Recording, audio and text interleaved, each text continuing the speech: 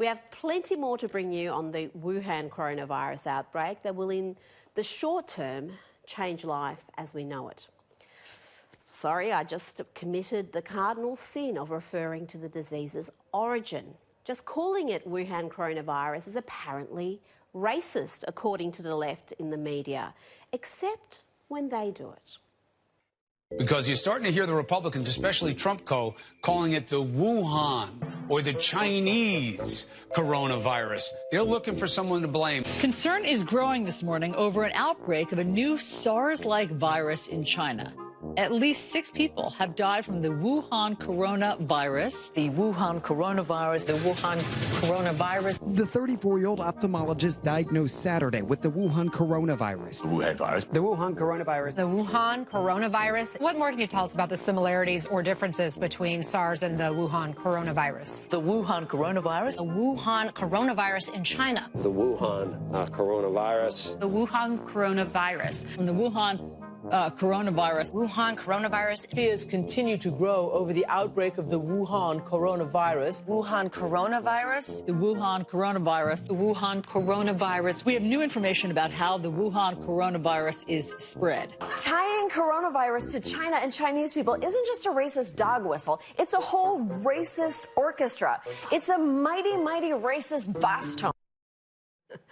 That compilation was put together by the Media Research Centre, and they've got plenty more examples of the glaring hypocrisy of CNN, MSNBC, CBS and other leftist media who want to paint any mention of the Chinese origins of this disease as xenophobic.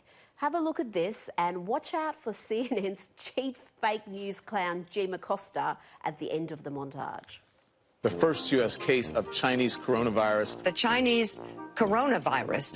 This is coming as the Chinese coronavirus. China's coronavirus outbreak. China's coronavirus. Outbreak anxiety. The death toll nearly doubles in China's coronavirus outbreak. China's coronavirus. Just how bad is China's coronavirus crisis? China's coronavirus outbreak. China's coronavirus outbreak. China's coronavirus outbreak. China's coronavirus. China's coronavirus. China's coronavirus. China's coronavirus. Concerns about the China coronavirus. It's going to come across to a lot of Americans as smacking of xenophobia, to use that kind of term. These pundits don't want to talk about the origins of the virus or how it spread, because then they can't blame their domestic political opponents, whether it's Trump in the US or Scott Morrison in Australia.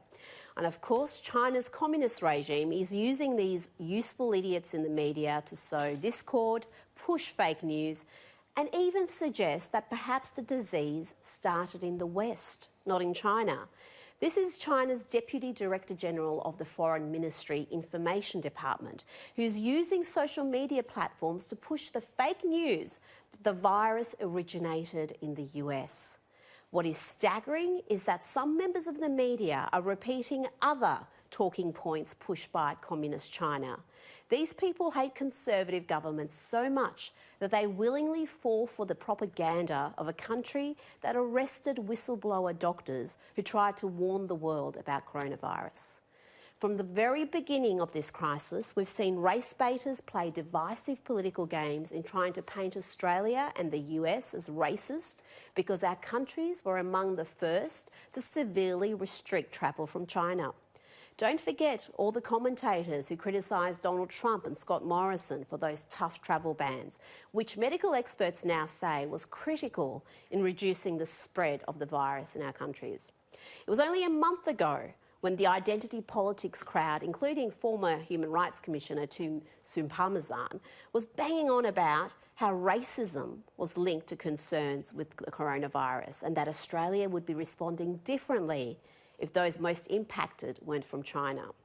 And don't forget this contribution from noted nincompoop John Pilger, who last month posted, "Under the cover of coronavirus, the US and its allies are waging war against China.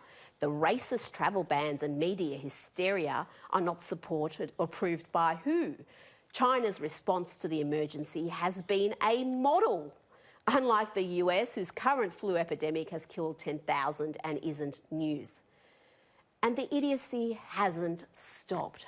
Sadly, there are no shortage of pundits in the West willing to push China's narratives or try to use this worldwide crisis to defeat their ideological foes.